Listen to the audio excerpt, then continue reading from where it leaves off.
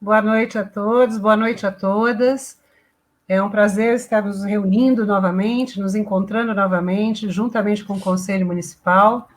Estamos Conselho Municipal e AMPAI São Paulo, iniciando o ciclo temático Ensino Remoto e Retorno às Atividades Presenciais na Escola, Educação e Saúde em Discussão.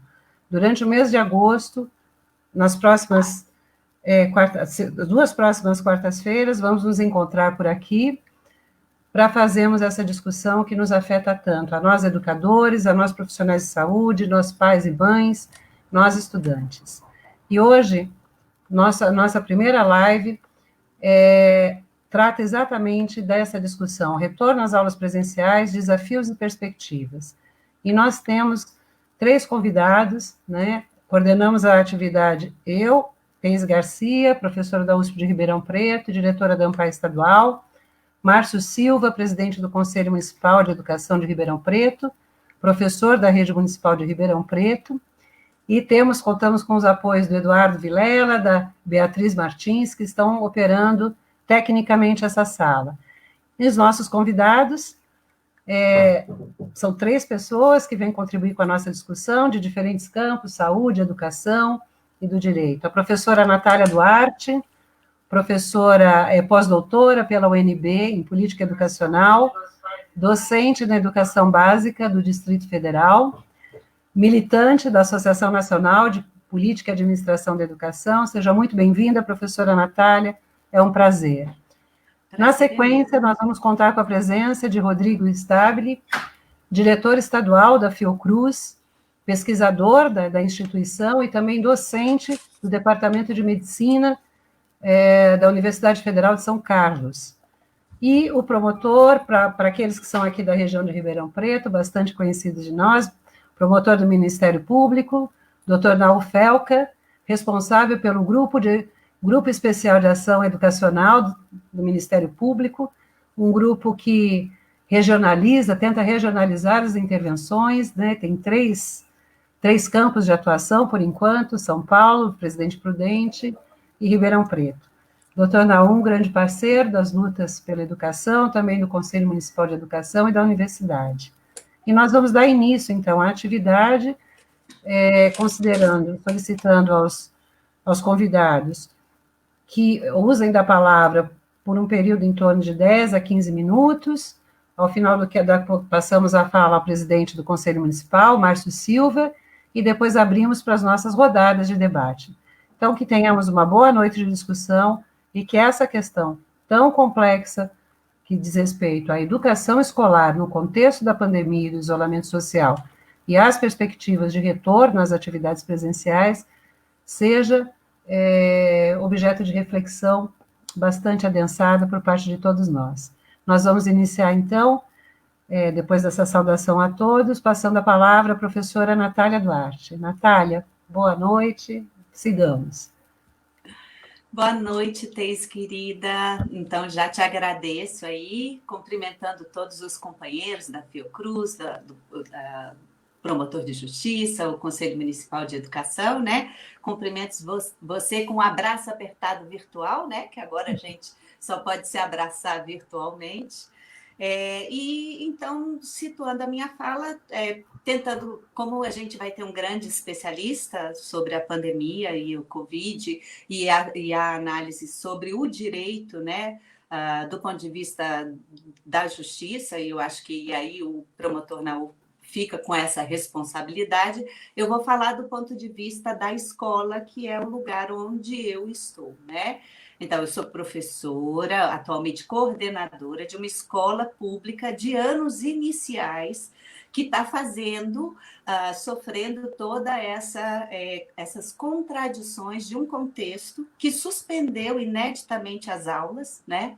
E aí é importante a gente reconhecer a centralidade da escola na organização da vida das cidades, das famílias que têm crianças em idade escolar, né? E o quanto isso faz falta. Eu acho que essa é a primeira aprendizagem, uma das primeiras aprendizagens que a gente tem, né? Da necessidade da escola na organização do cotidiano, né, na sociabilidade atual que nós temos, né, especialmente a urbana, e uma escola pública, que tem as contradições da escola pública, né? A política universal, né? Eu acho que isso, a gente pode considerar que a educação básica, ela é hoje a política universal alcançada pelo Estado brasileiro, né? Muito recentemente, muito tardiamente comparado com todos os países, inclusive com os países da América Latina, né? Está tendo uma interferência aí. Vocês estão me ouvindo, né? Qualquer coisa você me avisa, Teis.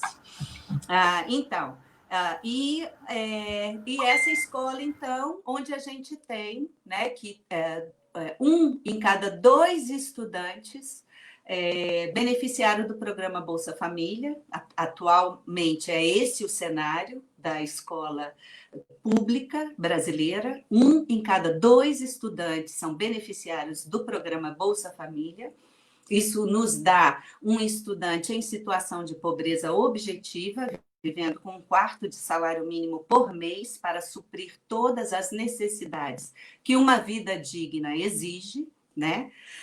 E nós temos um público que é diverso e a escola pública precisa reconhecer e valorizar essa diversidade. A escola que eu atendo, ela é uma escola que atende a uma aldeia indígena urbana, situada no Distrito Federal, multiétnica, e nós temos 12 crianças falantes de línguas que não são a língua português do Brasil.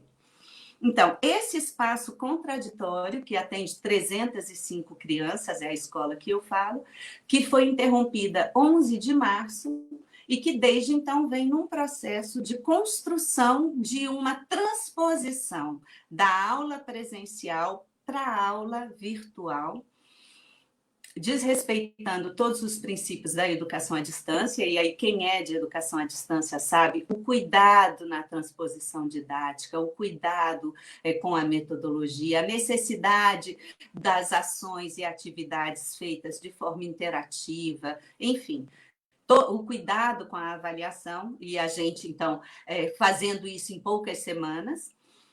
Hoje, no DF, nós temos uma escola virtual em funcionamento, em cada escola, né, utilizando uma plataforma privada, com acesso direto, né? Tenho a informação pela Unesco na compilação de dados, né?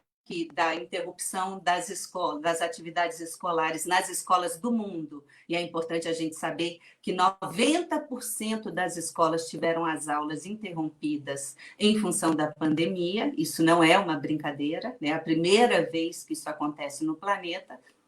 E aí, nesse sentido, a gente tem uma escola que está tentando se construir de uma coisa virtual, onde você tem nem profissionais formados e, o mais sério, você não tem equipamento e acesso à banda larga que assegure essa frequência e o exercício do direito à educação.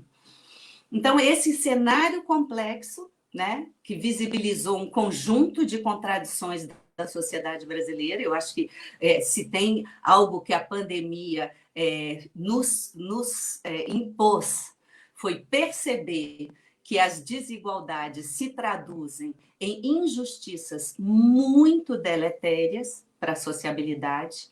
Você teve brasileiros que não conseguiram fazer isolamento social nunca, que continuaram trabalhando, e são justamente os brasileiros mais pobres, que têm crianças que não têm escola mais como aquele espaço de acesso à política tão importante. Então, nesse contexto tão complicado, eu escolhi compartilhar com vocês 3 preocupações, 3 contradições e as 3 propostas às quais eu estou me filiando dentro dos movimentos dos professores e dos movimentos sociais educação, e aí das entidades científicas e dos movimentos sociais mesmo, né? Dos movimentos de EJA, de educação infantil, enfim, dos profissionais da educação, daquela proposta que a gente entende que talvez seja melhor no contexto diverso, que é o contexto brasileiro. Então, quais são as minhas 3 preocupações?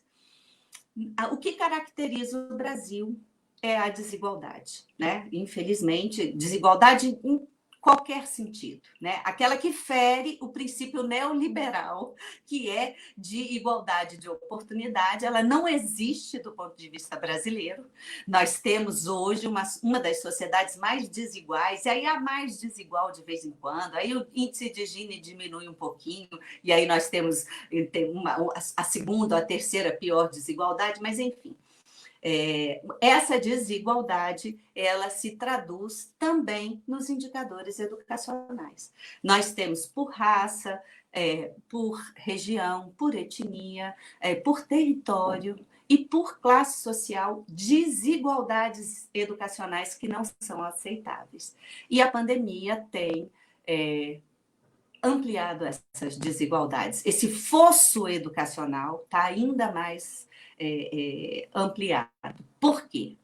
Porque você tinha construído no país, nos últimos 20, 30 anos, vamos, se quiser pegar o marco, a Constituição Federal, que ampliou a escolaridade obrigatória, enfim, que reforçou o caráter universal, público, gratuito, laico da escola pública, essa escola construída, né, dos anos 90 para cá, que chega no século 21, com assim, 90% das crianças na escola apenas, que hoje tinha 97%, né, 96,7% das crianças em idade escolar na escola.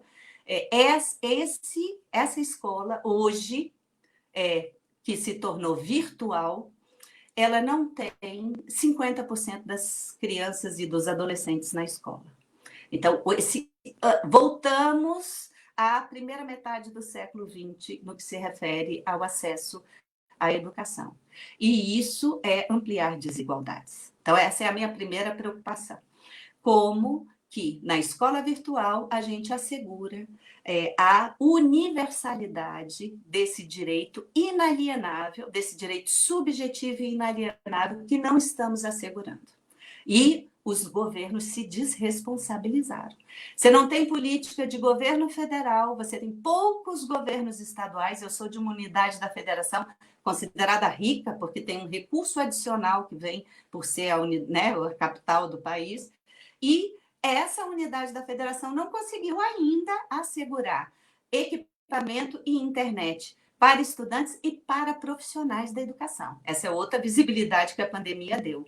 Menos da metade dos profissionais da educação básica tem acesso à internet e equipamento próprio. Então, como que você faz o contexto da educação virtual funcionar nesse cenário em que metade dos profissionais não tem acesso à tecnologia, ao equipamento? Então, a primeira preocupação é o avanço do abismo educacional, né?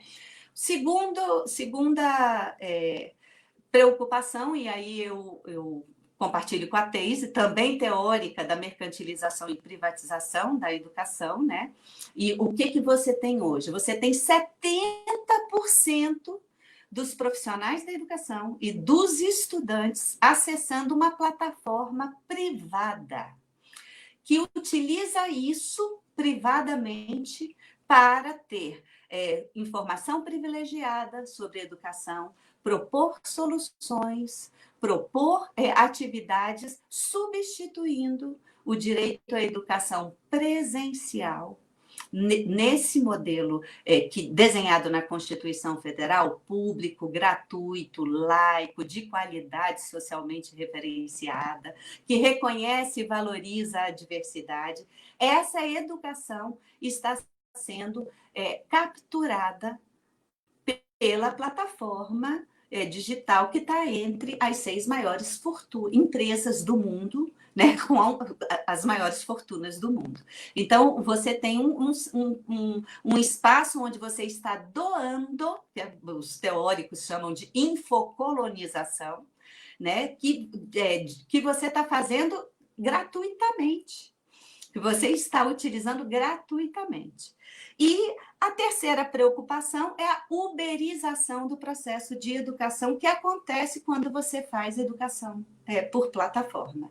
O que é essa uberização? Enfim, além de toda a externalização de custo, né, em função da necessidade da externalização, da desproteção do trabalho, das relações protegidas de trabalho, né? Então, você reduz o valor do trabalho a zero. A uberização começou com o transporte, passou pela entrega de comidas, aí foi para o setor de saúde, e, enfim, hoje chegou na educação e começou o processo de uberização dos profissionais da educação. O que nós temos hoje? Então, cada vez mais violados os direitos trabalhistas, né?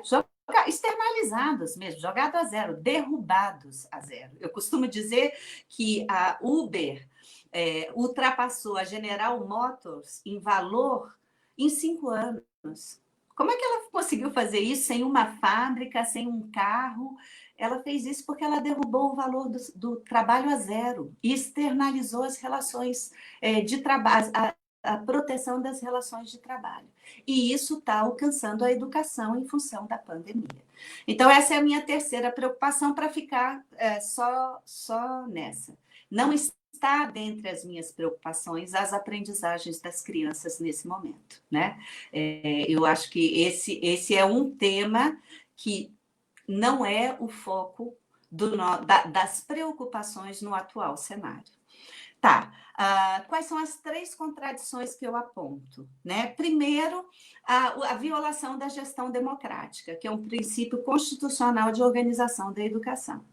Você tem parecer do Conselho Nacional de Educação, você tem parecer dos Conselhos Estaduais de Educação, você tem parecer dos Conselhos Municipais de Educação, e aí nós temos um querido representante, né? Eu não sei se Ribeirão Preto fez, né? O Conselho Municipal fez alguma norma, diretriz, parecer, resolução de retorno às aulas, orientando as organizações. O Distrito Federal fez isso em 16 dias, né?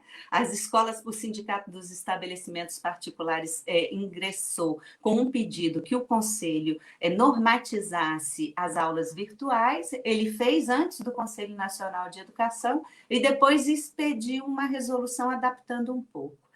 E o que eu acho que a gente tem que reconhecer? Não há participação dos profissionais da educação e dos estudantes. A luta para adiar o Enem foi uma luta porque o governo federal não queria adiar. Falava estude de qualquer jeito, de qualquer forma. Eu acho que todo mundo aqui viu as propagandas, né? Enfim, tentando utilizar meus 3 últimos minutos, né? Então, a contradição do desrespeito ao princípio constitucional da gestão democrática, a avaliação, a contradição da avaliação. Então, o Conselho Nacional de Educação e o Conselho de Educação do Distrito Federal reforçaram a necessidade de avaliação num sistema em que você tem mais da metade dos estudantes excluídos do acesso. Não, recuperando aí a categoria do Freitas, né, de que você substituiu a exclusão da escola pela exclusão na escola. A pandemia novamente voltou à exclusão da escola. Nós temos metade dos estudantes sem estar em sala virtual por equipamento e se continua orientando para se manter as avaliações. Isso é uma contradição absurda, né? E a segurança dos dados. Ninguém fala disso. Cadê gente, nós estamos colocando criança na frente do computador com acesso à internet. Crianças de 6 e 7 anos. O que é isso? Isso é uma violação, isso viola todas as normativas internacionais de segurança de dado, de acesso, de monitoramento. Então, onde que está o cuidado com a exposição, né, das crianças e dos dados das famílias e das crianças e dos profissionais da educação? Já começou contato, né, enfim, via plataforma com estudante de 6, 7, 8 anos. A gente está sendo capaz de monitorar isso? Não está, né? A gente está violando as regras internacionais de segurança. E aí, para finalizar, as 3 propostas, né? A primeira é que a escola deve funcionar na manutenção de vínculos, buscando e cobrando o acesso a equipamento e a banda larga a todos e cada um dos estudantes, ok? Então, a escola deve funcionar, mas na manutenção dos vínculos, cuidando da autoempatia que as pessoas têm que ter nesse momento tão difícil, cuidando da solidariedade, da amorosidade, do cuidado consigo, aprendendo sobre as questões de saúde que estão envolvidas, enfim, nós devemos manter vínculos das crianças com as escolas, especialmente as mais vulneráveis. Então, essa é a segunda proposta. E a terceira proposta, né? A segunda proposta, desculpa, é nada de nós sem nós. Né? Não é possível se pensar em retorno às atividades sem que sejam os diretores, os professores e os estudantes que digam que está na hora de retornar. E todas as pesquisas estão afirmando que eles não querem retornar. A grande maioria que responde pesquisa diz que não quer retornar. E a gente sabe da necessidade de famílias em situação de vulnerabilidade que necessitam da escola como espaço de segurança física, segurança alimentar, enfim, de cuidado com a criança. Mas, nesse momento, o que a gente precisa cobrar do Estado é justamente que ele consiga assegurar que todas as crianças estejam resguardadas em casa, em isolamento social. O Estado precisa dar essa condição. E, por último, não retorno às atividades presenciais em 2020. Nós encampamos o Fórum Distrital de Educação, né, que eu participo. Ontem nós fizemos uma nota a partir do diálogo com a Confederação Nacional dos Trabalhadores da Educação e todos os diagnósticos que se tem de que o Brasil permanecerá em platô alto de contágio pelas políticas que tem utilizado e pela situação de pobreza da grande maioria da sua população. E que isso implica num fator de contágio que impede o retorno às aulas. Então, é interromper o retorno às aulas apenas em 2021, com a retomada do calendário presencial. Essa é a proposta que eu aqui, como porta-voz dos professores das escolas públicas e, assim, fazendo coro à CNTE, tenho como primeiras considerações.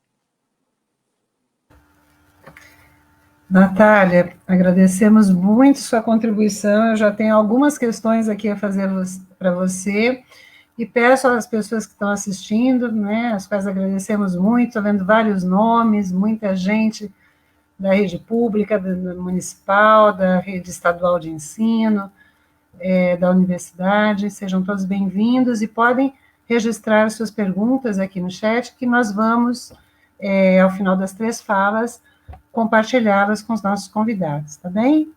Então, podem ir registrando, que eu estou aqui firme anotando. Obrigada, Natália. Rodrigo Staveli, por favor. Boa noite a todos, boa noite aos nossos internautas aí que estão nos assistindo. Boa noite à bancada, obrigado, Teise, né, obrigado, Eduardo, por este convite. Me sinto muito honrado e confortável por ser professor universitário, né, e abranger esse assunto, né, e falar desse assunto em todos os ciclos da educação. Acho que é muito importante e que bom que a Natália já falou primeiro, né, porque antes de falar da pandemia que nós entramos, né, então falar do setor saúde, a gente precisa sempre lembrar que o Brasil é um país desigual, onde 100 milhões de brasileiros não têm acesso ao saneamento básico sequer, né? 50 milhões de brasileiros não têm acesso à água potável, e muitas vezes a gente faz uma campanha de ficar em casa para quem não tem casa, né? Para uma faixa de 60% da população que vive à beira da miséria, não é? E a gente pede para que se lave as mãos as pessoas que nem sequer têm água potável, né? Então, acho que essa introdução, ela é uma introdução extremamente importante para a gente discutir qualquer assunto de saúde pública, não é? E o assunto, e volta às aulas, e a escola é, na verdade, um assunto transversal quando a gente fala de saúde pública, não é? Então, de fato, o Brasil, ele não fez um plano de combate ao coronavírus, né? Então, quando a gente vê aquilo que a gente tem no mundo, né, com relação ao combate ao coronavírus, e a gente não precisa falar de países desenvolvidos, né? A gente pode pegar países em desenvolvimento, como a Argentina, o caso do Equador, que começou desastrosamente, né, e acabou estabelecendo um plano para mitigação, um plano para se interromper a cadeia, né, de transmissão do vírus. Né? A gente pega a Grécia, por exemplo, que tem um problema de imigração gigantesco, né, que se recebe 100 mil imigrantes, né, com uma desigualdade social também estampada, né, com planos estabelecidos para que se interrompa a cadeia de transmissão do vírus, que é um vírus que é transmitido pelo contato humano-humano. Quando a gente vem para o Brasil, que é um país continental, a decisão política central foi a decisão de postergar os números de mortes e não se fazer o controle da epidemia, né? E de se fazer um surf, né, na caoticidade que já existe, né, numa das piores crises da humanidade contemporânea, né? Então, a gente já começa falando que nós não temos um plano estabelecido com uma coordenação central para a mitigação do vírus. E quando a gente vê a história, né, da política a ser implementada pelo próprio governo, que foi implementada pelo governo federal, deixando ao cargo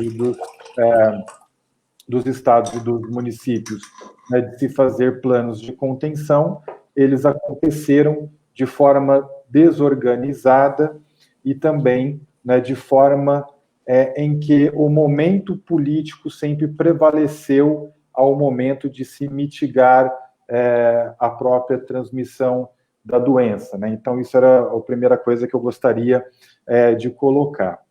E a segunda talvez quando a gente começa a falar de reabertura das escolas, não é?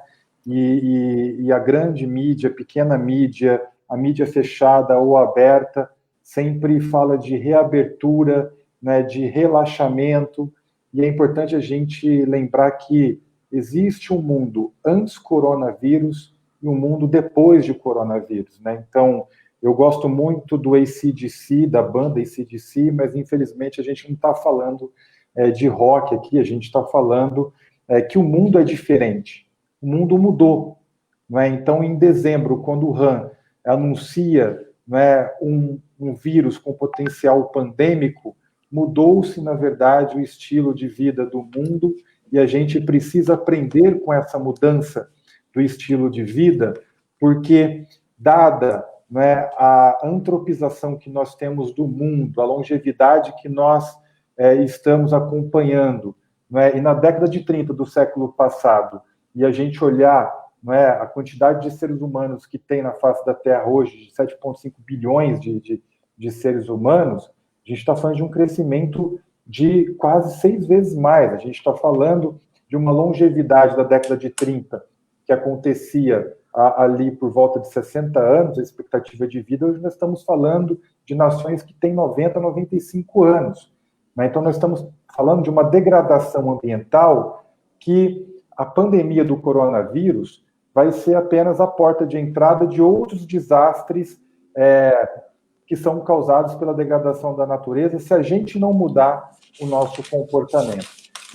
E a nossa mudança de comportamento, ela começa na escola. Então, debater esse tema é muito importante porque a gente traz a saúde para dentro da escola novamente.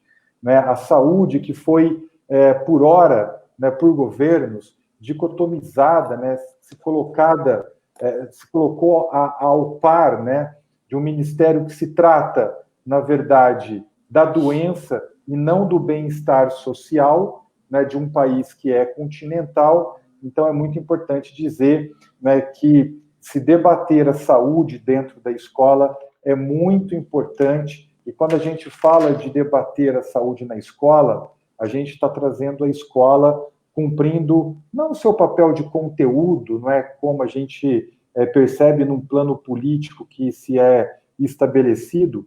Né? Para mim, o plano político educacional que se é estabelecido não é para a formação de conteúdo e a transmissão de conteúdo, é justamente para o sucateamento da educação e justamente para poder tirar, né, superficializar, na verdade, o papel social que a escola tem, né, o cumprimento das desigualdades que se é feito dentro, né, da escola, e estou falando sobretudo da escola pública, que oferece inclusive alimentação saudável e regular para pessoas e alunos que não têm o que comer, que oferece o desenvolvimento cognitivo, né, do estudante e, sobretudo, né, do acolhimento. Né? Então, esta é a cerne escolar. Né? Por isso que eu acho que a Natália foi muito feliz de dizer que nós não podemos deixar a escola parar, mesmo que fazendo a nossa participação online, porque justamente esse projeto, né, de sucateamento, do acolhimento e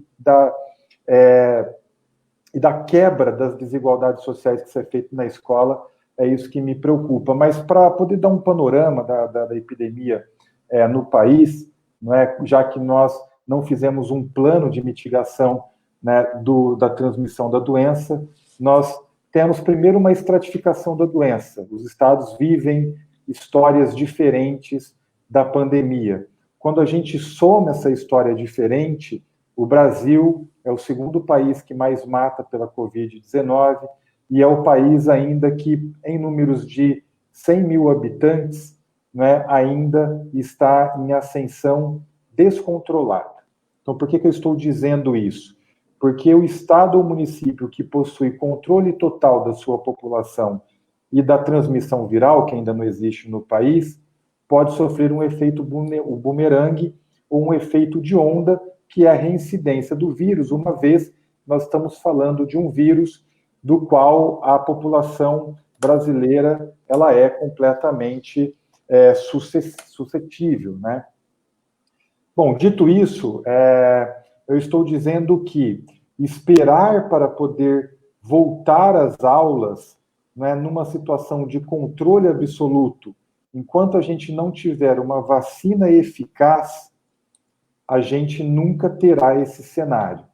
É por isso que é importante a gente trazer o diálogo democrático que acontece dentro da escola, ou que deveria acontecer dentro das escolas, que é trazer o diálogo dos professores, dos diretores, dos alunos, dos pais e dos líderes sociais, para que a decisão seja tomada coletivamente.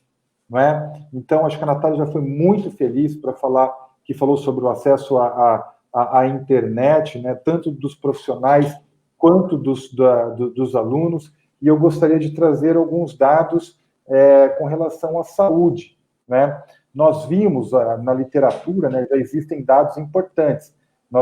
A gente acompanhou a abertura da África do Sul, né, que abriu desde julho, num momento de ascensão da pandemia, ou seja, no momento em que o Brasil passa agora, e a gente viu que a África do Sul teve que combater mais de 1.000 focos, né, de infecção e reinfecção pelo coronavírus, trazidos pela reabertura escolar. O mesmo aconteceu em Israel. Em Israel foi um pouco mais caótico, mas que se estabelecendo de novo o lockdown, acabou um país pequeno, né, fez com que esses surtos diminuíssem. E um exemplo muito recente, eu acho que é um exemplo que a gente precisa olhar, porque é um país, né, que passa pelo mesmo negacionismo do conhecimento que passamos no Brasil, né, que é os Estados Unidos, que promoveu uma reabertura escolar lá, e nós temos 50 milhões de testados positivos naquele país, dos quais 380 mil, né, são crianças, e lá nós observamos 25 mortos. Né? Então, tendo uma incidência, né, muito grande na transmissão do coronavírus quando se decidiu abrir, na verdade, as escolas naquele país também que passa por índices altos de incidência da doença. Então, o que eu estou dizendo é que promover uma abertura, né, sem um diálogo efetivo, né, com a comunidade em geral, com os professores, com os diretores, com os pais, a gente vai promover, não é, mais uma vez, uma política, né, de aumento do número de mortos e não de mitigação da doença. Né? Para terminar a minha fala, eu gostaria também de colocar alguns dados epidemiológicos. Né? Existem muitas notícias inverídicas, né, mentiras, né, quando a gente fala de fake news, é importante a gente falar que a notícia é mentirosa, de que criança não pega coronavírus. Né? Criança pega, sim, coronavírus. Né? A criança de mais baixa idade, ela tem menor chance de desenvolver os sintomas da doença. Portanto, a grande maioria das crianças até 6, 7 anos de idade desenvolve, não é, sintomas brandos, que nós chamamos na medicina de oligosintomático, ou são assintomáticos, mas são portadores da doença e são vetores da doença. Eles podem transmitir a doença. A gente percebe que 25% da letalidade entre crianças acontece na faixa de 7 a 15 anos, né? Inclusive com crianças, né, desenvolvendo uma síndrome que é chamada de síndrome de Kawasaki, que é um estado inflamatório grave nessas crianças. Então, o que a gente pode perceber é que quanto mais adulto jovem, né, for o indivíduo que está na idade escolar, maior será o seu risco de desenvolver, não é, a Covid-19 em estados mais letais da doença. Por isso que é importante a gente fazer esse panorama.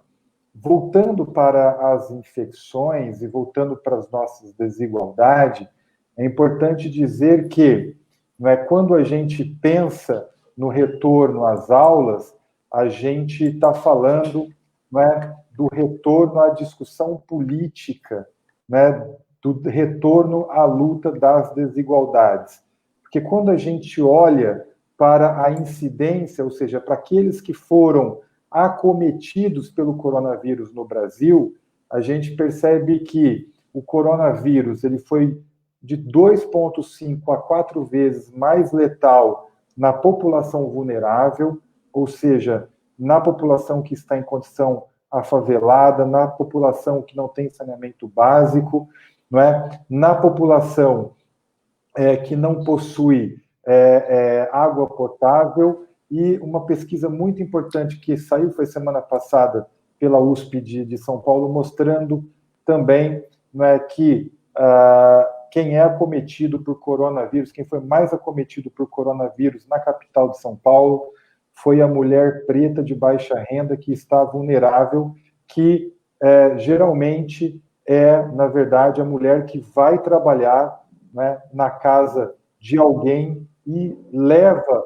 essa doença para a população vulnerável, e lá ela é devastadora, porque a gente precisa lembrar, né, na verdade, que o coronavírus entrou no país, né, a partir da classe média alta, que fez a sua viagem ao exterior, né, e acabou fazendo a vetorização da doença e que não abre mão da sua empregada doméstica, do seu colaborador, do seu motorista, do seu chofer, que vai depois, né, fazer filas num sistema único que também, por muitas vezes, né, e por anos de histórico, foi sucateado também, tanto quanto a educação. Por isso que, agora terminando a minha fala, a gente precisa fazer, né, ter os pés no chão, né? Eu acho que ter os pés no chão, né, a gente precisa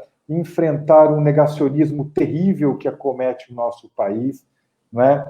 Um negacionismo que tenta desqualificar o ensino público, né? Tirando toda a simbologia que o ensino público tem no seu ato democrático e no seu ato de restabelecer a igualdade social nesse país, né? E fazer com que o retorno às aulas seja um ato democrático de discussão ampla, aberta, transparente entre todos os setores da sociedade, inclusive aqueles que são mais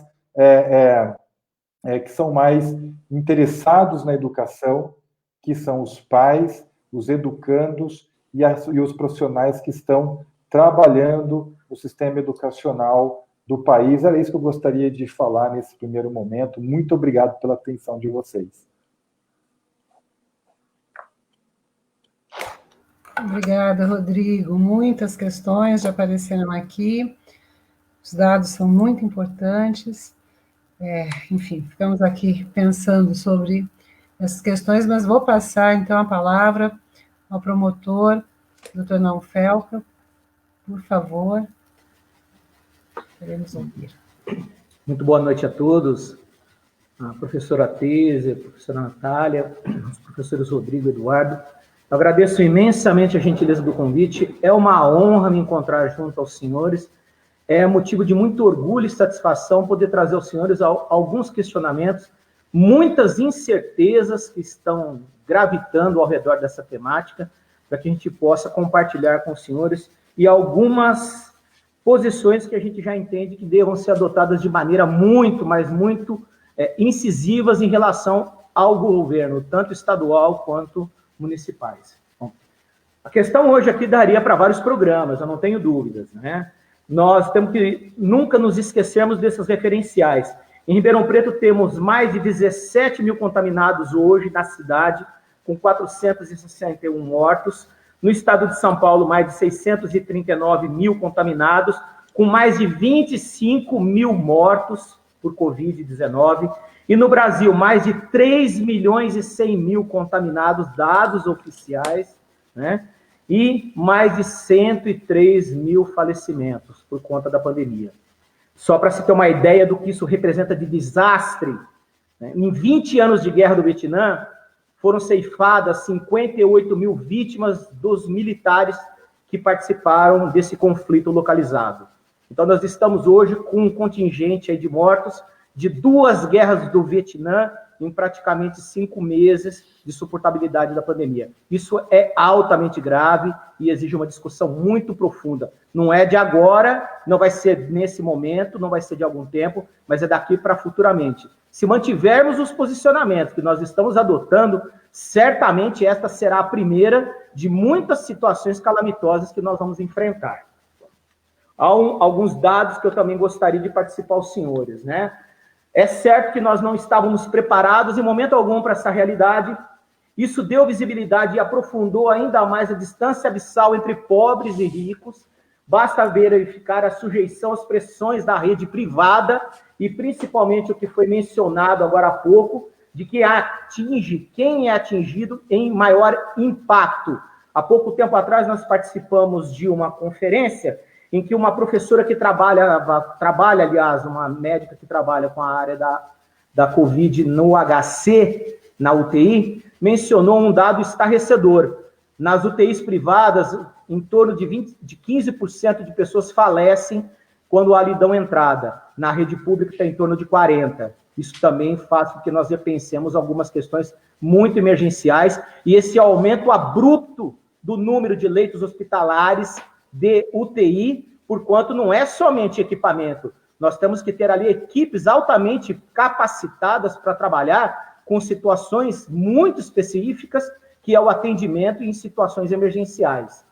Um outro item que também tem que trazer a reflexão, a dissonância entre os diversos níveis de governo e a politização de algo que é extremamente técnico, que é a vida e a saúde das pessoas. E, por fim, que também foi relacionado à precarização do ensino. Está se evidenciando essa situação assim com muita rapidez.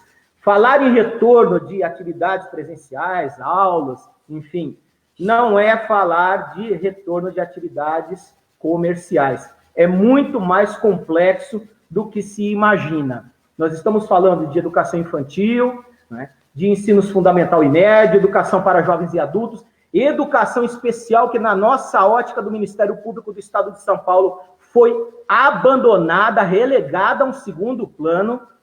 No ensino superior, tanto em várias modalidades, etapas ou anos, também abordando redes pública e privada. O público-alvo é muito grande. Se nós não tivermos muito cuidado com as ações que nós vamos realizar do Aravante, e daí porque muitos municípios já estão inclinados a não realizar mais a retomada das atividades e aulas presenciais no ano de 2020, e nós vamos entender por que já, por conta de algumas colocações também que o Ministério Público tem feito, né? É no sentido de que, se não tivermos cuidado, nós vamos impactar de tal forma que nós vamos ter uma segunda, uma terceira onda de contaminação, como já vem acontecendo em alguns países, como a exemplo a Austrália. E aí se adotando cada vez medidas mais rigorosas, intensificando a curva de tensão junto à sociedade, que já se encontra esgotada quanto a esse isolamento, e verificando aí um desatendimento às normativas higiênico-sanitárias. Quer dizer, nós vamos entrar num círculo vicioso. Um outro dado que também nos revela muito, né? O que é fornecido de informação pelos governos federal e estadual, eles se encontram extremamente distantes. O fato, por exemplo, de dar 2 datas de retorno de atividades presenciais pelo governo do Estado, ele gera mais incerteza, preocupação e temor na comunidade do que exatamente esclarecer e trazer tranquilidade.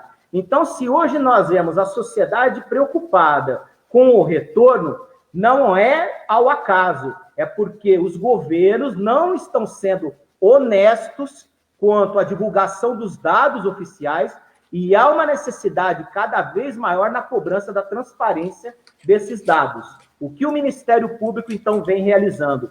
No âmbito estadual, a partir do momento da assunção do atual Procurador-Geral de Justiça, ele cria um comitê de enfrentamento à pandemia, estabelece subgrupos para trabalhar com pertinências temáticas, a exemplo, saúde, educação e inclusão social. O GEDUC de Ribeirão Preto é convidado a integrar o subgrupo que trabalha com a educação, e nesse sentido nós estamos debruçados desde os primeiros momentos para que possamos desenvolver enunciados, dando uma ideia de ação unitária do Ministério Público sobre diversas vertentes na área da educação. No âmbito municipal, o GEDUC ele abrange, na região de Ribeirão Preto, 22 municípios, incluindo Ribeirão Preto. E nesse caso último, nós vamos já abordar algumas ações, mas para que os senhores tenham a ideia de quão complexo é essa ideia da retomada, se caso ela for decidida, né?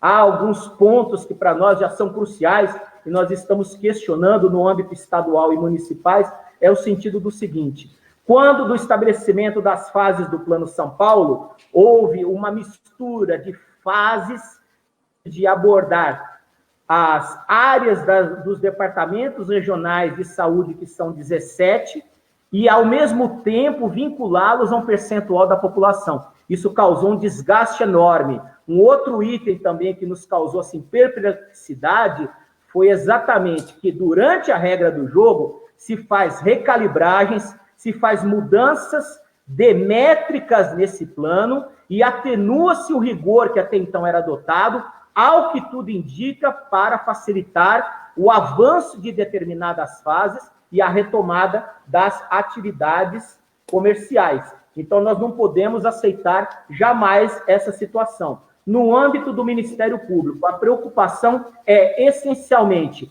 com a vida e a saúde da comunidade escolar, e da população. Para que os senhores entendam, nós fazemos de que forma, então, a nossa atuação? Podemos utilizar de procedimentos específicos, de inquéritos civis, e até há algum tempo nós temos um instrumento valiosíssimo, que é o chamado procedimento de acompanhamento de implantação de políticas públicas. É exatamente esse procedimento que foi instaurado. Num primeiro momento, quando houve a suspensão das aulas presenciais, a nossa preocupação em relação à alimentação escolar, que está intimamente ligada à qualidade da educação como um todo, cobrando dos municípios do que efetivamente estava sendo realizado, mesmo com a suspensão das aulas presenciais.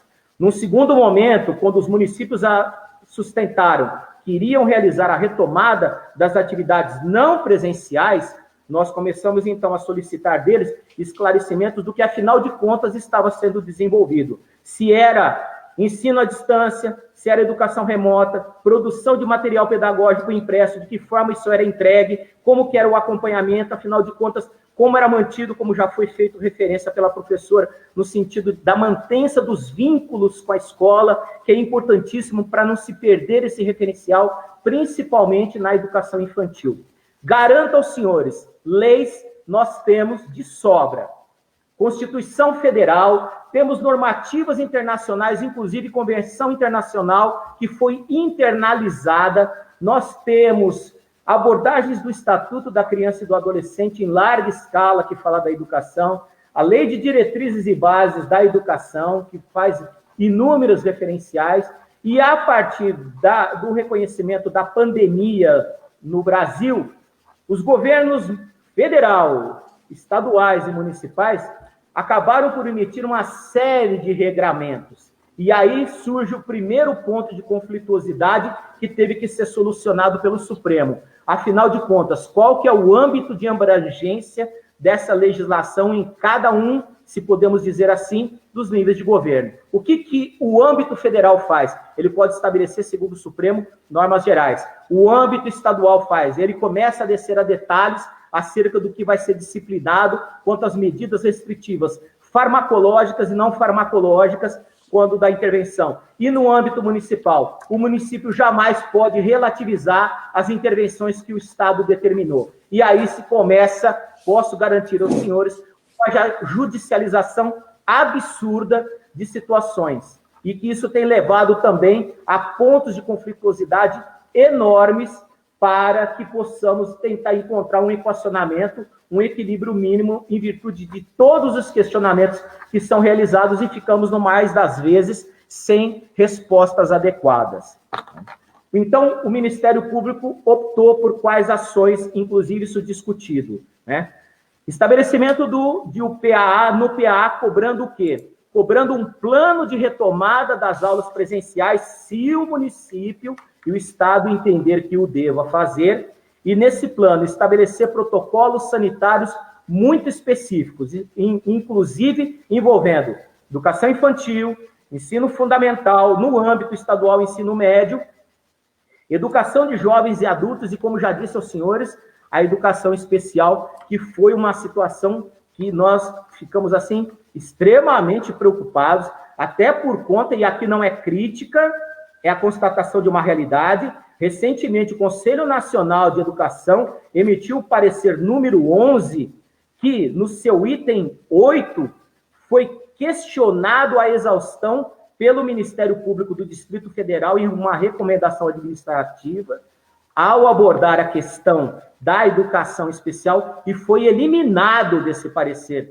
Tamanha a conflituosidade que havia com pontos de referência da Constituição Federal e principalmente da educação inclusiva. Bom, nós estamos buscando a dar uma sistematização aos municípios, principalmente menores, então esse expediente permite que haja abordagem da higienização e saúde dos ambientes escolares, transporte em larga escala, a questão abordada em relação à saúde e higienização dos alunos, dos professores, dos diversos profissionais que trabalham na área. Um terceiro item para nós que é importantíssimo, o que se vai fazer com a área pedagógica, quanto da reorganização do calendário escolar e da redistribuição das matérias que ali se inserem, e se, afinal de contas, vai haver retomada, se não vai haver a retomada, o que os municípios buscam, inclusive, com a reorganização da programação escolar. Um outro item que nos causou muita preocupação, e aqui gostaria de deixar essa referência ao senhor, e foi feita com muita propriedade, é o controle social das redes de ensino e a participação efetiva e democrática da sociedade na reorganização, na retomada das atividades. Há uma série de itens, inclusive solicitando, recomendando que haja cada vez mais a constituição de comitês, quer no âmbito municipal, quer junto a cada unidade escolar, para que haja uma apropriação da sociedade quanto a essa temática importante. Senão será mais um plano, e um plano que não vai haver adesão da sociedade e vai ser fadada ao insucesso. Isso é fato, nós não podemos excluir. Um outro item que nos chamou muito a atenção também: professores e demais profissionais, eles se encontram hoje inseridos em um estresse psicológico absurdo. Foi a eles imposto um regime de trabalho em ambiente virtual, que eles não foram preparados para isso. Muitos têm que desenvolver paralelamente atividades de produção de material pedagógico semanal, e com a preocupação da retomada, de que maneira isso vai ser realizado. Enfim, todas essas questões estão sendo abordadas a miúde nas portarias que nós levamos ao conhecimento das administrações.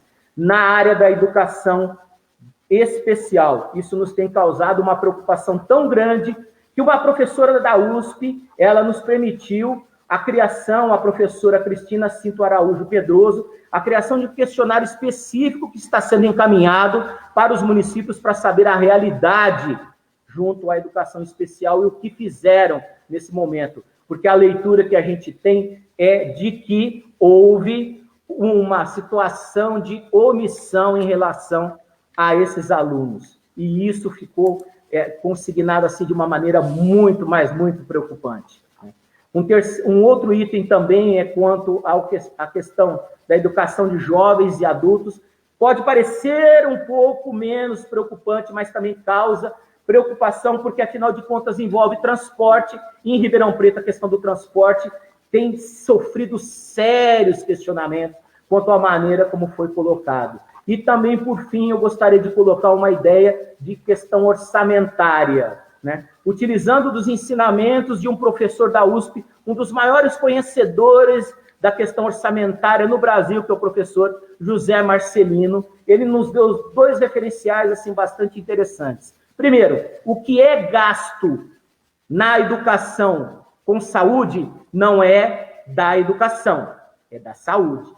Então, isso eu acho que permite já um melhor direcionamento das ações que a pasta vai realizar. E um segundo item também que nos trouxe assim, um alento muito grande, que o governo, para atender a solicitação dos estados e municípios, ele edita a Lei Complementar número 173, que exatamente vem em socorro por conta da queda da arrecadação orçamentária. E haveria um repasse em torno de 60 bilhões de socorro aos estados e municípios, sendo que 10 milhões, desses 10 milhões, salvo engano, 7 estariam carimbados para a saúde, 3 bilhões para assistência social, e os outros ficariam livres. O que nós estamos solicitando é que haja o direcionamento dos 25% que a Constituição determina para a educação. Acredito que isso viabiliza, se o município entender que deva retornar às aulas presenciais e encontrar um substrato econômico para poder trazer, em sendo o caso, né, algumas situações de segurança. E, no fim, gostaria de salientar aos senhores que o Ministério Público tem emitido enunciados. Esses enunciados têm, inclusive, sendo encaminhados aos municípios como recomendações administrativas. O que isso significa? Em que, não cumprindo, permite ao Ministério Público que possa manejar uma ação civil pública de obrigação de fazer e de não fazer, com multa combinatória diária, exatamente pela não observância daqueles enunciados, que para nós são diretrizes fundamentais e fulcrantes para a questão da retomada, se for o caso das aulas ou qualquer outras atividades que sejam a não retomada dessas aulas presenciais. Por enquanto, eu agradeço enormemente o espaço concedido, não acredito que tenha ultrapassado o tempo e me coloco à inteira disposição para qualquer esclarecimento ulterior. Muito obrigado. Obrigado, doutor Naum. Não, acho que nós temos os convidados todos muito cuidadosos com o tempo. O nosso tema é muito duro e eu acho que todos aqui trazem contribuições à nossa reflexão que nos inquietam, nos afligem, nos angustiam, mas ao mesmo tempo nos permitem construir melhor as nossas posições de natureza política, posições em relação à compreensão sobre a crise que vivemos.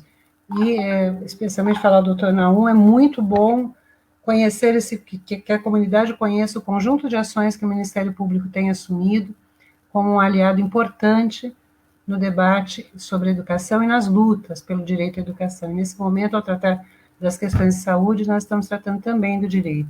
Eu vou pedir licença a vocês para fazer a pergunta ao Márcio Silva, se ele está conseguindo conectar.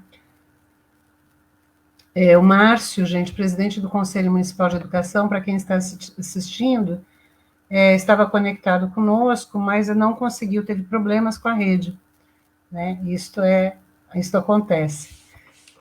Então, eu vou passar para a primeira rodada de questões, né, antes de, enfim, enquanto ele tenta se articular, e depois aí ele faz a fala que ele iria dar uma notícia da atuação do Conselho Municipal no contexto, né, mas antes de passar, quero reiterar os agradecimentos, mas também quero compartilhar o quão preocupante que, em meio a uma crise tão grave, em meio a uma ausência de política ordenada, o mercado esteja se posicionando tão bem no campo da educação.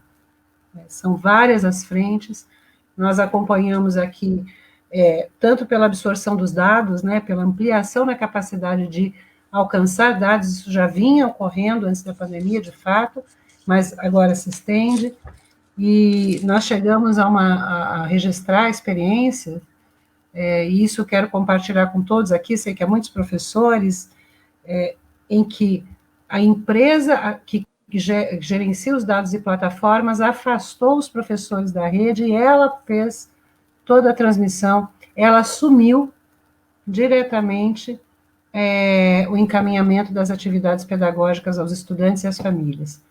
E os professores perderam todo o contato com a família e com a escola, portanto, todo o sentido da sua existência profissional. Acho que é uma experiência ainda isolada, se trata de uma startup, mas vale a pena ficarmos atentos para as coisas que vêm ocorrendo.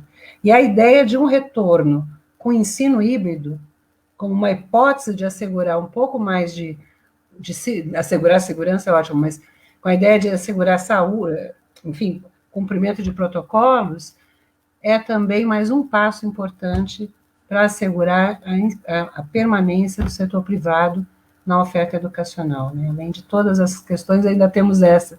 E aí eu já vou, antes de ler aqui, as questões são muitas, já vou pedir à Natália que depois fale um pouquinho, no seu momento de fala, fale um pouquinho mais sobre a nota conjunta com a CNTE, como os conteúdos, eu sei que falou rapidinho, mas tem algumas coisas mais.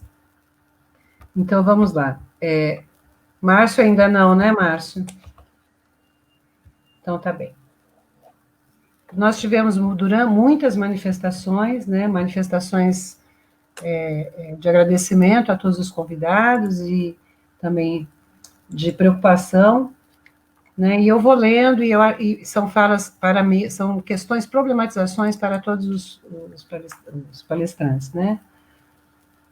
A professora Francine Carolina, professora de educação infantil, diz: estou preocupada porque com os absurdos acontecendo, por exemplo, como educação à distância para bebês, pois somos obrigados a dar conteúdo e a preencher fichas de acompanhamento quando voltarmos, e fico preocupada porque voltar à pandemia, voltar a nova onda, uma segunda onda, é uma possibilidade muito real. Tá? Então, ela apresenta essa problematização.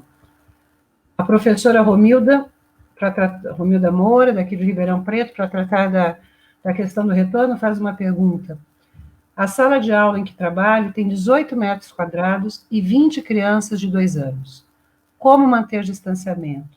No horário de sono, vão dormir onde? Vão fazer refeições como? Manifestações muito preocupadas com as medidas assumidas, tomadas aí pelo governo Dória. O professor Renato pergunta, mas como vamos enfrentar? Né?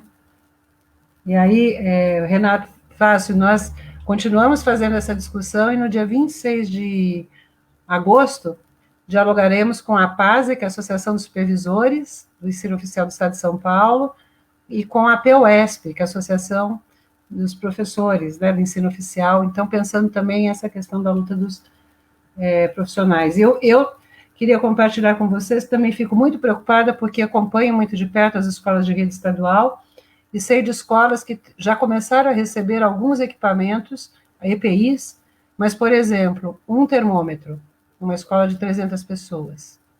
Né? Então, nos preocupa também esses discursos de que, porque algo diferente do que vocês falaram, de uma consulta democrática, do diálogo com a sociedade civil a respeito de que medidas tomaremos para enfrentar essa crise, também se anunciam consultas individuais. Olha, dependerá do professor, dependerá das famílias, é opcional aos docentes o retorno. Então, eu queria problematizar isso junto a vocês. Nós temos o caso de uma rede estadual, não é a rede estadual de São Paulo, que produziu um termo de consentimento esclarecido às famílias, em que os pais têm que assinar que reconhecem o risco de contaminação.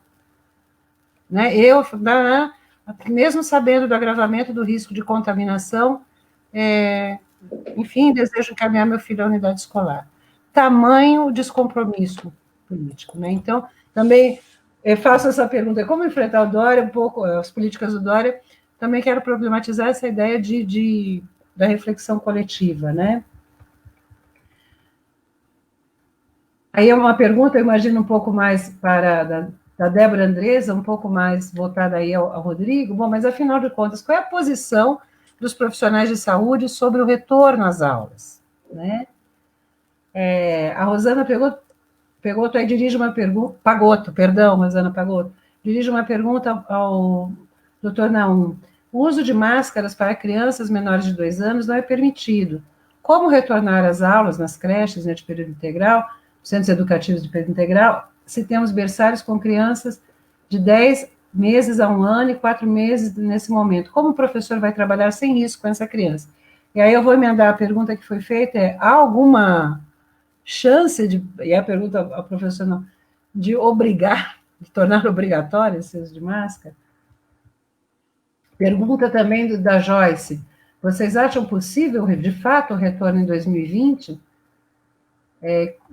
Por quê? Quais seriam os pontos? E quem resguarda, né? Quem resguardaria os docentes nesse caso? Aí sim. Agora a Cláudia Ferreira, diretora de Salvador Maturano, querida, faz uma pergunta ao promotor Naum. A verba de subvenção foi diminuída de 50% a partir de julho. Ela problematiza. Isso significa, em média, R$2.000 até novembro, ou seja, é uma verba suficiente para muito pequenos reparos. O retorno presencial exigiria grandes mudanças estruturais e humanas em relação ao que existe hoje na escola. Isso é impossível sem uma ação efetiva do governo nesses aspectos. Então, ela quer saber, na verdade, essa questão de dotação orçamentária. A Neide Lodge, como retornar às atividades presenciais na educação infantil? E a mesma questão, mantendo o distanciamento. De novo, a Cláudia Cista dizia, as nossas escolas sequer têm uma arquitetura passível de conceber o distanciamento exigido. Como assegurá-lo? Né? Haverá testes suficientes para todos os alunos, professores e funcionários? Uma preocupação com a testagem de larga escala, à medida que não foi adotada ainda no Brasil. Né? Os professores registram a impossibilidade de manter os protocolos que foram mencionados, considerando que não há nem quadro suficiente, nem equipamento, nem materiais de limpeza. Né? Enfim. Professora Noeli, boa noite. Professora Noeli, minha colega de departamento. A questão do currículo e da coordenação pedagógica, ela considera importante de ser considerada nessa temática. Né? E, por fim, eu registrei aqui o depoimento da Jane e Luiz Felipe, é um casal que nos acompanha e que diz: eu e meu marido somos totalmente contra a volta às aulas, a aula presencial nas escolas. Caso as autoridades resolvam que as aulas presenciais voltem sem a pandemia acabar, meu filho não vai frequentar, pois, para mim, acho que o ano letivo já está perdido, porque ele já tinha dificuldades para aprender e, como foi até agora, ele não melhorou nada. Ele não poderia nem estar na quinta série, que dirá passar para a sexta. É isso. Por enquanto é isso. É um conjunto de reflexões, se vocês virem no chat, são muitas as questões. Eu peço desculpas se eu tiver perdido alguma coisa, por favor, retomem que ficamos na segunda rodada. Então, podemos manter aí a circulação. Natália, Rodrigo, não? Ok? Por favor, Natália, eu acho que aí uma fala de uns 5 minutos, um pouquinho mais, talvez, para a segunda rodada. Por favor, Natália, fique à vontade. Ok.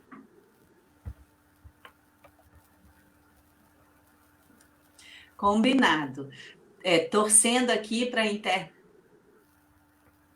Vocês estão me ouvindo, né? Espero. Mudei de rede aqui para ver se melhora um pouco, porque eu estou vendo tão travado. Espero que vocês não estejam vendo tão travado assim.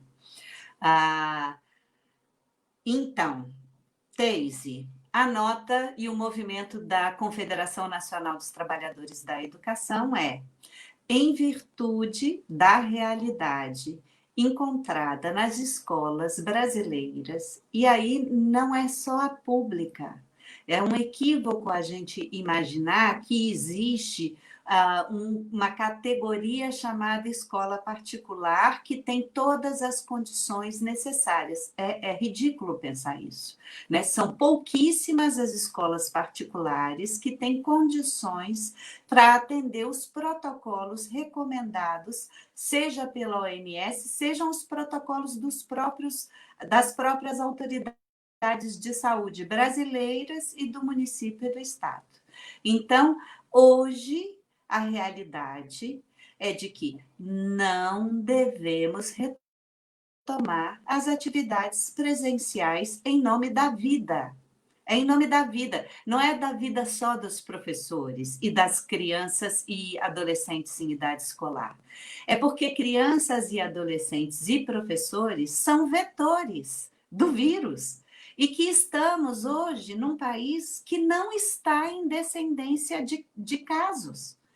Que nós continuamos, tem 6 semanas que nós temos mais de 1.000 mortos. Isso não existiu em nenhum país, eu acho que nem nos Estados Unidos.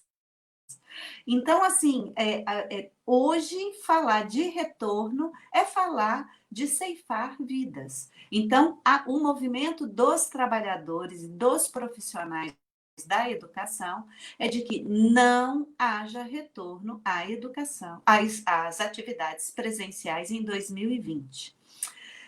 Sobre mercantilização e privatização, o que é importante da gente saber?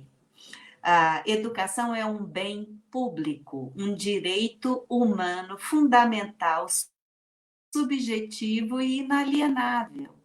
Portanto, ele precisa ser assegurado pelo Estado. É dessa forma que as políticas universais são asseguradas. Por quê? Porque o mercado não assegura nada. O mercado assegura lucro para as suas empresas. Esse é o compromisso do mercado, um compromisso explícito e claro. Então, quando a gente vê fundações e institutos privados que não nascem do interior da escola, que nunca estiveram numa sala de aula, propor recomendações de retorno às atividades a partir de propostas construídas em startups, né? em laboratórios de tecnologia, né? E aí você tem toda essa discussão da qualidade que pode ter as intervenções não mediadas presencialmente, enfim. É de uma alienação absurda. E por que Fundação Lehman, por que Unibanco, Bradesco, por que Ayrton Senna, por que essas fundações e institutos têm tanto interesse na retomada das atividades virtuais das escolas e atividades conteudistas virtuais, né, de retorno? Ora, porque essa é uma forma de vender tecnologias e se apropriar do fundo público. A economia financiarizada com a crise do capital de 2008, ela se voltou para o fundo público. Hoje, o assalto que a gente vê à Petrobras, ao Banco do Brasil, aos fundos de pensões, isso é acesso do mercado privado ao fundo público, porque a economia ruiu, a economia mundial ruiu. E sobrevivem justamente as que não são neoliberais, de inspiração neoliberal. E é importante a gente reconhecer que o real foi a moeda que mais desvalorizou. E o FMI prevê, e o Banco Mundial prevêem para a América Latina a maior queda, maior que a África, para vocês verem as condições que esse neoliberalismo imposto nos últimos anos impôs ao continente. E no continente, o Brasil como o país mais afetado.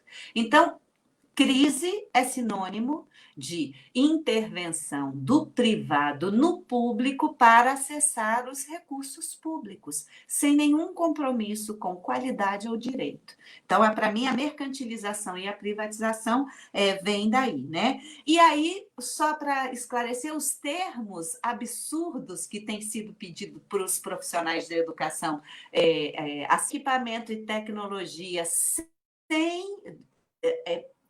As escolas privadas, algumas colocam os termos dizendo que o professor está comprando equipamento e tecnologia, mas que isso não tem nada a ver com o retorno às atividades presenciais e que isso é um custo particular do profissional. O profissional isenta a escola caso ele seja contaminado com o vírus no exercício da sua profissão.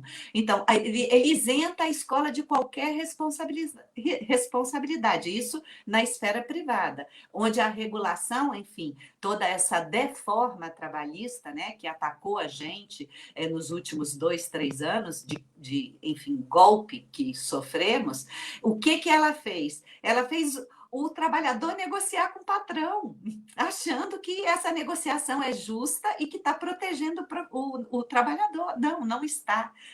O trabalhador está sendo violado, intensificado na sua jornada de trabalho e completamente desrespeitado. É algo assim, as notícias que a gente tem desse retorno são absurdos. Não, o professor ele vai para a escola para gravar, para poder... ter um filme de qualidade, aí ele volta para cá, fora do seu horário de trabalho, para poder voltar para casa e trabalhar com o filme que ele fez na escola. É assim, uma intensificação desse profissional que é absurda, né? De regime, finalizando, Teise, a sua última pergunta, os termos são também da área pública. Circulou o termo que o Estado do Paraná estava obrigando os profissionais da educação a assinarem no retorno, que era justamente, ele tem consciência de que pode ser contaminado, que ele isenta o Estado de qualquer responsabilidade, de livre e espontânea vontade. Então, assim, são atrocidades que estão cometendo com os profissionais da educação e com a população brasileira. Gente, nós temos no Brasil 55 milhões de estudantes. Então, nós estamos falando de 170 milhões de brasileiros, dos 205 que a gente tem. É isso que a gente está propondo? Ameaçar 205 milhões de brasileiros? Eu não vejo sentido. Acho que é isso.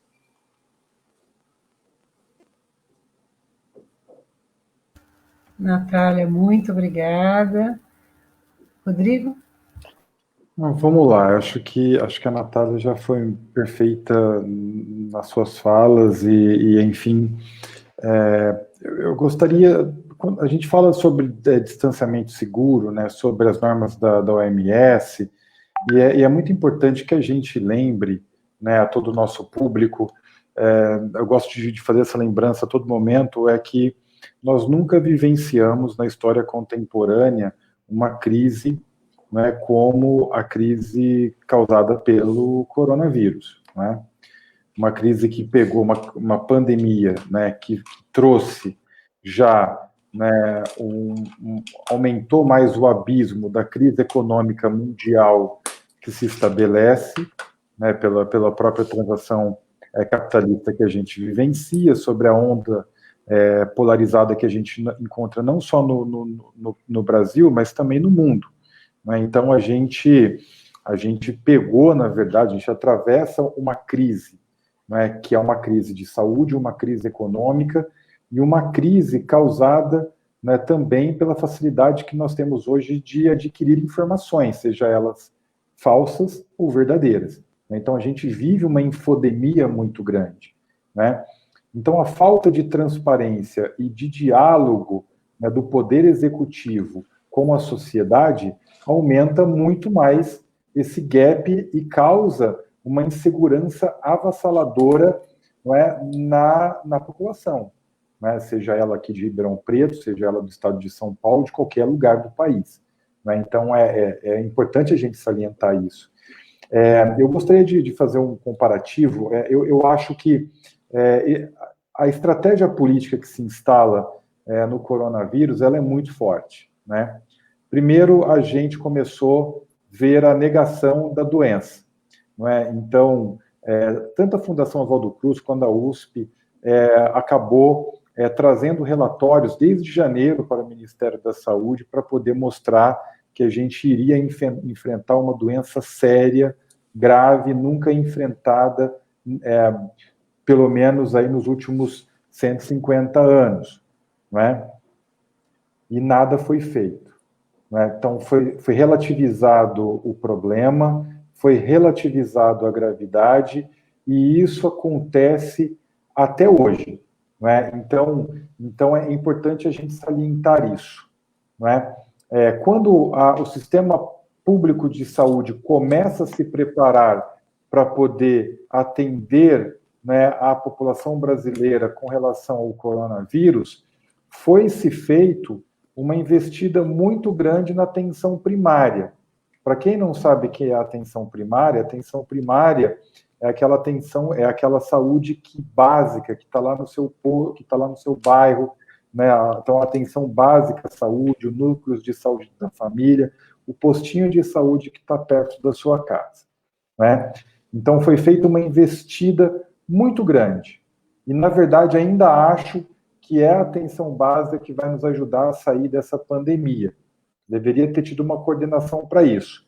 Mas, quando jogou nas costas da atenção básica, a atenção básica não tinha sequer termômetros, não tinha oxímetro, que é esse aparelho para poder medir a eficiência de circulação de oxigênio, né, no corpo humano, não tinha sequer estetoscópio para poder dar a atenção devida, para poder separar, não tinha espaço sequer para poder separar as pessoas que estavam com suspeitas de Covid ou que estavam com suspeitas de outras doenças, né? Porque a gente tem que lembrar que nós estamos numa pandemia importante, relevante, mas as outras doenças ainda estão acometendo no Brasil.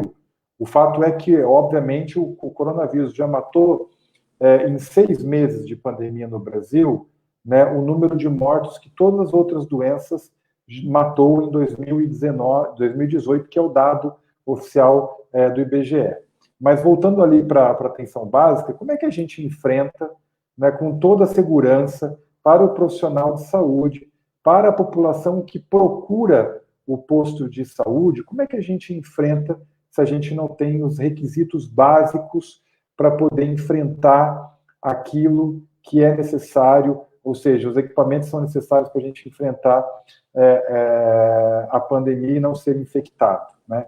Obviamente que, quando a gente fala de profissionais de saúde, a gente está falando de profissionais de saúde que fazem, né, um juramento a favor da vida mas esse juramento a favor da vida precisa de condições para que esse profissional de saúde trabalhe, né? Então, a vida que ele está preservando, primeiramente, é a vida dele. Porque se o profissional de saúde ficar doente, não tem quem depois assiste a população.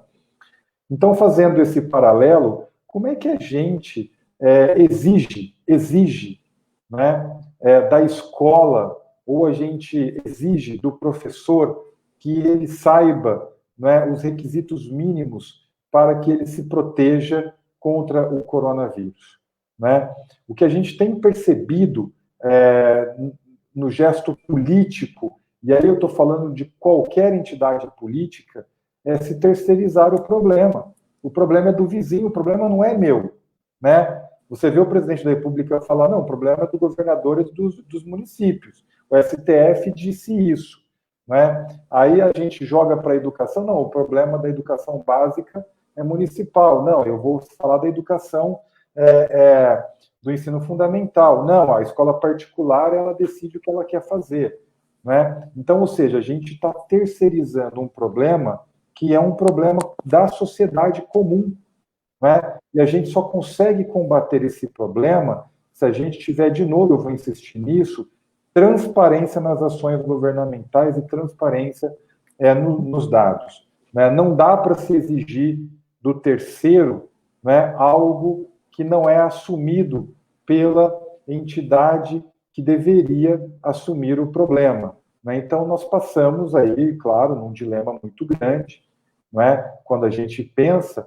lembrando que nós estamos às vésperas das eleições municipais, né? Então, a bola da vez foi minimizar a doença, depois a bola da vez foi estabelecer bala mágica para poder combater a doença, como a cloroquina, a azitromicina, ou seja, qualquer remédio que agora, né, é a bala mágica da vez, para poder, de novo, dizer que a culpa é do terceiro, né, numa jogada política, e nós estamos vivenciando isto agora, né, na educação, né? O dilema volta e não volta, ele está politizado, ele não está olhando para a segurança dos professores, dos alunos, ou seja, da segurança da sociedade, e é esse debate que a gente tem que fazer, né? Então, a gente tem que olhar para a segurança da sociedade. Onde já se viu você entregar um termo de consentimento livre, esclarecido, dizendo que o único exclusivo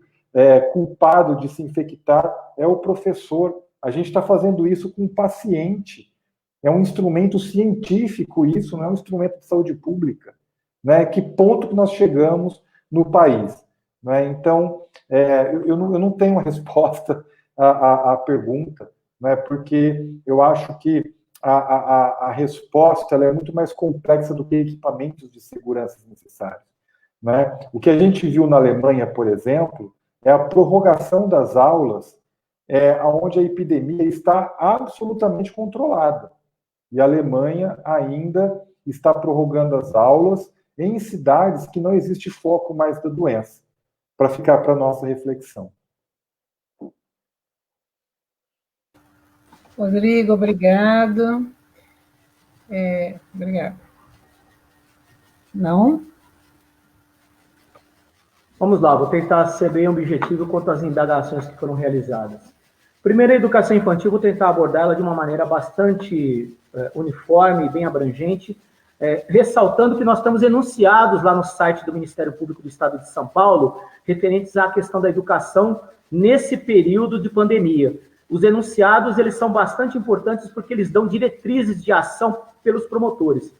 Um dos enunciados foi exatamente acerca, e ele é bastante completo em relação à educação infantil, que foi exatamente o que mais nos preocupou. Então, durante a pandemia, para se ter uma ideia, as propostas pedagógicas cujos objetivos sejam a proteção à saúde, o respeito à dignidade e a brincadeira se apresentam mais importantes nesse contexto, né? De acordo com as diretrizes curriculares nacionais para a educação infantil, as instituições de ensino devem assumir a responsabilidade de compartilhar e complementar a educação e cuidado das crianças com as famílias.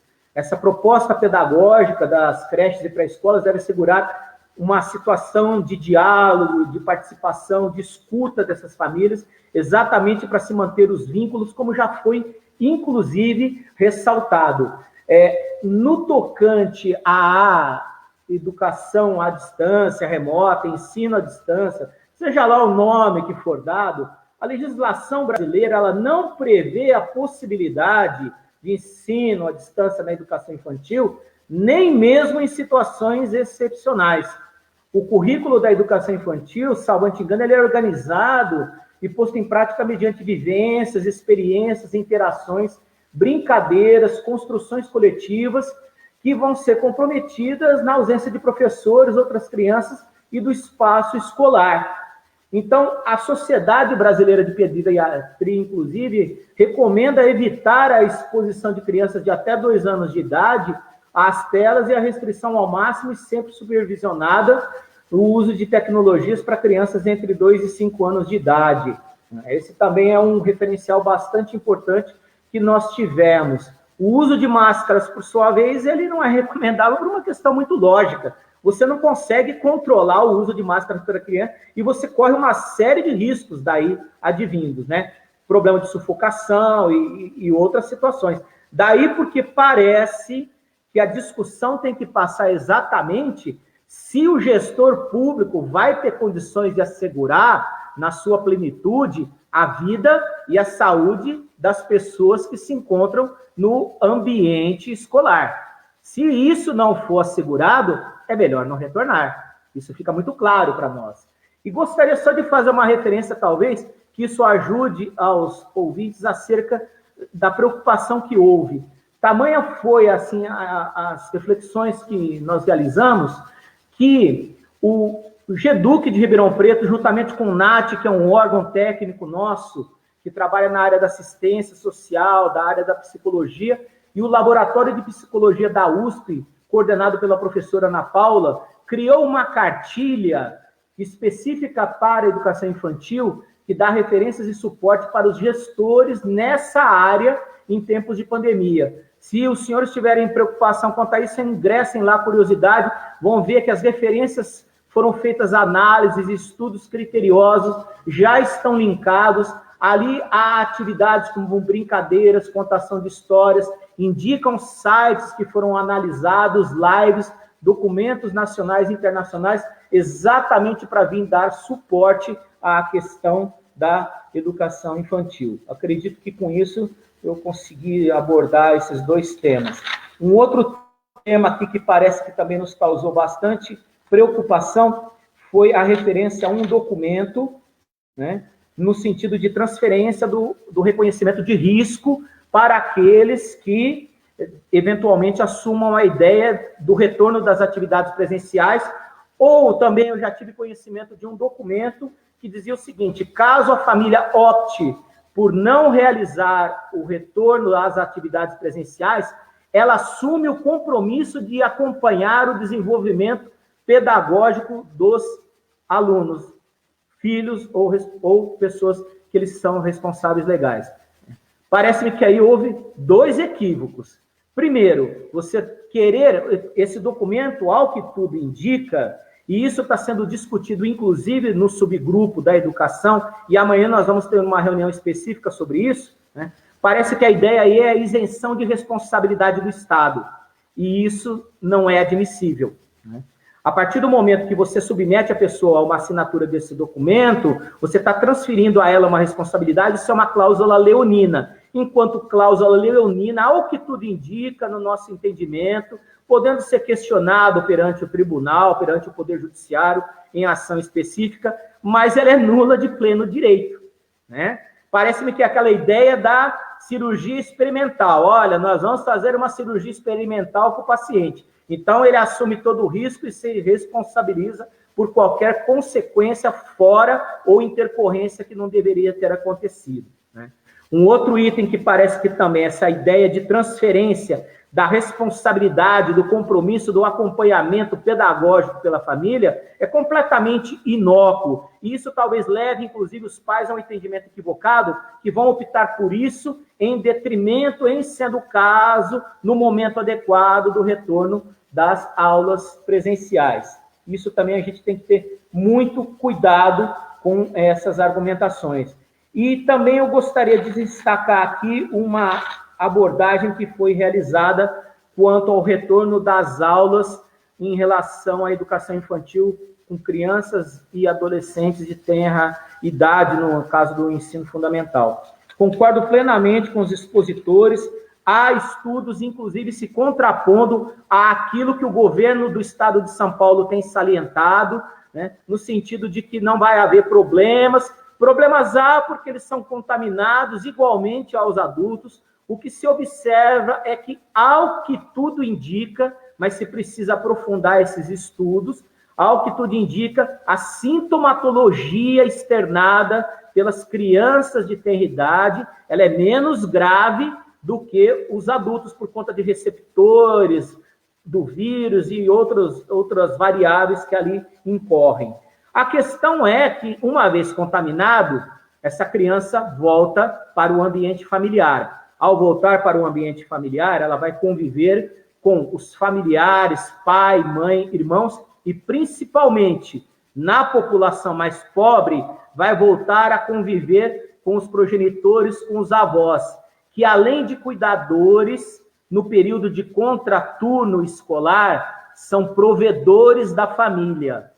Não se ouvide de que grande parte da renda familiar dos pobres advém do somatório econômico das pensões, né, da aposentadoria desses idosos. Se eles forem contaminados, e há uma grande probabilidade de terem sequelas extremamente graves, vão a óbito. Se forem a óbito, você vai jogar o núcleo familiar rapidamente numa situação de miserabilidade extrema. E aí eu gostaria de ver como os governos vão trabalhar a situação com esse contexto. Vai criar um benefício específico a tanto? Essa é uma pergunta que tem que ser deixada aqui para que a gente possa refletir. Obrigado.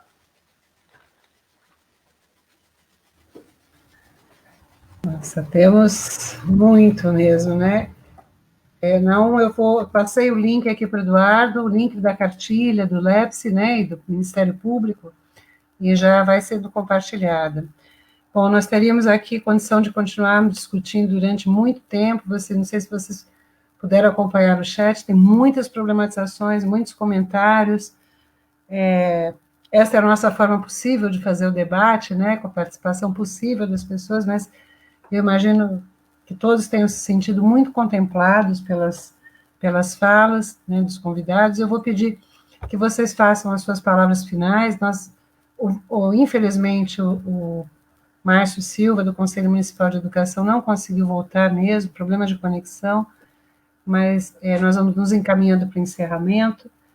Já deixo aqui meu agradecimento a todos, né, e as últimas observações que eu registrei dizem respeito mesmo a esse quadro já tão precarizado de trabalho na escola, como considerar a viabilidade de um retorno, respeitar os protocolos de segurança, quer dizer, em faltando um professor, como se faz, quer dizer, os professores aqui participam se mostram bastante indignados com as políticas, bastante inseguros em relação à sua segurança, a segurança dos seus alunos, e eu penso que essa preocupação que nos move, que nos mantém firmes na militância pela educação, né? E aí eu vi uma pergunta, quais os instrumentos legais que podemos usar para não retornar às atividades, enfim, mas eu creio que a sua fala já respondeu. Mas eu recebi uma encomenda aqui pelo celular da professora Cristina Araújo, e ela pergunta duas coisas que eu acredito que ainda não foram respondidas, porque não foram perguntadas. Se há alguma ação para que haja um asseguramento do acompanhamento em Libras ou outros caminhos de acessibilidade, né, nas aulas remotas, na educação básica. É uma preocupação que nós temos, inclusive, com as atividades que realizamos também. E se vai haver algum tipo de acompanhamento por parte do Ministério Público em relação às instituições de atendimento à educação especial, né, em relação ao seu compromisso, o que estão fazendo na região. Então, vamos passar a palavra para o encerramento de novo, né, na nosso ciclo. Eu peço a Natália para as palavras de despedida. Ok, Pois é, consegui voltar aqui, que eu tinha sumido no celular e voltei para o computador, ele resolveu me ajudar. Teise, agradecer demais, né? Agradecer demais os companheiros, Naú, Rodrigo. Eu acho que o debate é muito importante em função da centralidade que a escola tem na organização da vida das pessoas. Mas eu acho que eu me despeço, além de muito feliz pelo encontro. Eu acho que debates como esse são a forma da gente esclarecer as fake news, enfim, contrapor esse negacionismo e enfrentar essa desinformação que fez com que o brasileiro estivesse hoje como a nacionalidade de maior vulnerabilidade frente ao vírus. Nós estamos nos mantendo hoje com um pico que não se observou em outros países. Por quê? Porque, enfim, juntou todas essas mazelas que a gente já falou. Nossa desigualdade horrorosa, a população em situação de pobreza, completamente desassistida por um Estado orientado por um ultraneoliberalismo, enfim, que disse que a vida das pessoas é problema das pessoas, e que isso cada um resolve da melhor forma que der, que terceirizando responsabilidades. Essa é a característica de como se conduziu isso, né? São poucos os estados e poucos os municípios que a gente pode afirmar que conseguiu, com responsabilidade, conduzir toda a política. Nós temos alguns, mas são poucos, né? É só a gente ver que o Brasil como um todo se mantém em platô de contágio, né? Com alto índice de mortalidade diário. Então, que o debate sobre o retorno à educação tem que ser feito à luz da ciência e dos protocolos definidos pelos organismos de saúde. E que todos, impreterivelmente, todos dizem que não podemos retornar nesse momento e que não há perspectiva de retorno saudável nesse ano. Eu acho que eu fico com esse recado, né? Dizendo que observemos e cuidemos, porque mais uma porta para o ataque ao fundo público foi aberta pelas plataformas, pelas fundações, pelos institutos, nesse ensino não mediado presencialmente. Eu acho que é isso, agradeço a todos e sigamos na luta, porque temos vencido as batalhas. Isso também é importante da gente reconhecer, né? Temos vencido as batalhas, seja aqui no Distrito Federal, seja aí em São Paulo, seja aí em Ribeirão Preto, não tivemos ainda retorno às aulas. Eu acho que é isso, Teise. Um abraço a todos aí, muito obrigada. Obrigada, Natália. Eu só vou anunciar aqui a presença do Celso Conte, meu parceiro na AMPAI, né, o vice-diretor da AMPAI São Paulo, que está aqui trabalhando arduamente na construção desse ciclo. Obrigada, Celso. Rodrigo? Teise, eu também gostaria de agradecer o convite, né, para esse rico debate e dizer que a gente sempre aprende quando a gente conversa, quando a gente dialoga e quando a gente trata, né, qualquer problema com seriedade, né, com a luz dos fatos que estão ocorrendo e não a luz mística, negacionista que a gente tem enfrentado, né? Eu acho que o recado que eu gostaria de deixar para todos que estão nos ouvindo ou vendo, né, é que o coronavírus ele tem sério risco de se endemizar no país, né? A gente está usando muitas frases já com o verbo no passado, né, mas, na verdade, o coronavírus está aí, ele é presente e vai continuar sendo o futuro da nossa nação, né? E a gente não pode cair na rotina, ou talvez na manipulação que se acontece, de endemizar o coronavírus, como a gente indemizou, por exemplo, a dengue, como a gente indemizou o chikungunya, como a gente indemizou o Zika, como a gente indemizou a malária na região norte do país, né? Então, a gente corre o sério risco né, por um projeto, talvez para mim o coronavírus ajudou muito o projeto que tem aí colocado político, né, mas a gente pode correr o risco, né, de ter justamente uma doença que é grave, que é agressiva, que é mortal, indemnizada no país. E como é que a gente indemiza o coronavírus? Quando a gente se acostuma com o número de mortos.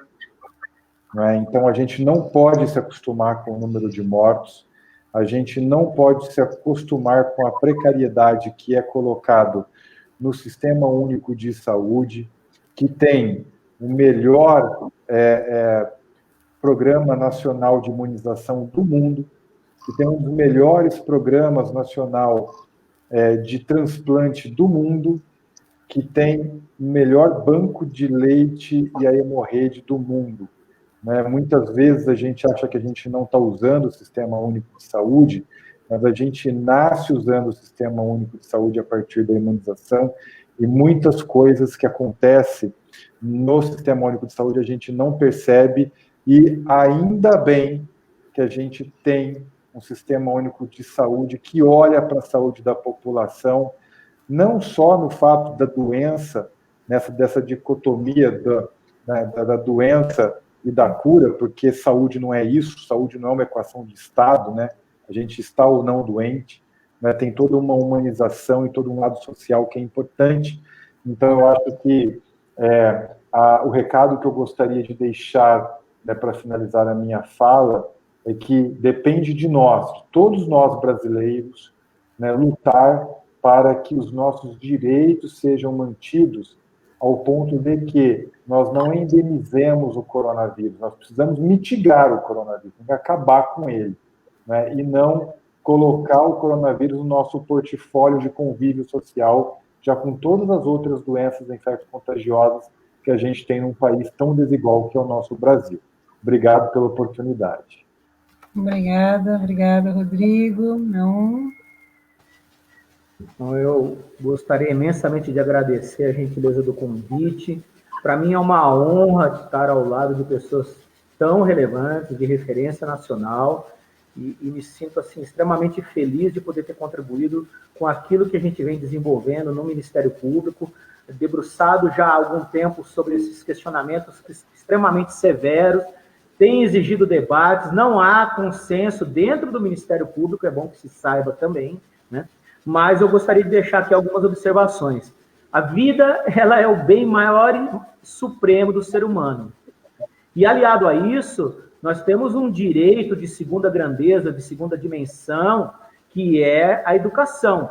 A importância dela vem lá da República de Weimar, de 1919, quando se cria essa segunda geração de direitos sociais que engloba exatamente a educação. E por incrível que pareça, nós já passamos quanto tempo e ainda não conseguimos efetivá-la como um direito, dada a sua dimensão, a sua importância. Daí porque o debate que é realizado hoje aqui, ele transpassa, ele perpassa exatamente questões muito claras, né? Nós estamos eliminando posições ideológicas, né, posições pessoais particulares, e verificando exatamente o que nos interessa realmente, né? E me traz muito alento de verificar as falas dos colegas e dos demais participantes que fazem as observações aqui. É de vital importância que nós não percamos a indignação.